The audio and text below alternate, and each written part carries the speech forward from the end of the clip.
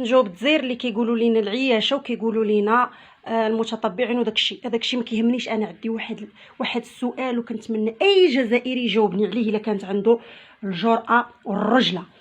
بغيت نسولكم دابا ملي كتكبر كتحل عينيك في واحد الوطن ولا في واحد الدار مثلا، كتحل عينيك وكتكبر كتلقى هذاك هو جدك، ياك كتعرفي هذاك هو جدك وهذاك جد جدك وهذاك باك وتولد من تمايا وهذاك جدك، ياك تما كتعرف عندك الاصول، ياك ملي كتلقى امك كاينه وباك مره يمشي هذا مره يجي واحد اخر، مره يمشي هذاك جدك مره يجي واحد اخر يقولوا لك هذاك هو جدك، دخلت عليك بالله واش عجبوك شي اصول؟ حنا النهار اللي تزدنا لقينا عندنا اب واحد وجد واحد هو سيدنا الله ينصرو، اباء عن جد، واحد مورا واحد، وداك الشيء غادي متابع والحمد لله. ما عندناش بزاف ديال القوات بحالكم نتوما، عندكم بزاف ديال الكمامر، عندكم وحده ولكن الاباء عندكم مختلفين، يعني ما عندكمش الجدر ما عندكمش الاصول.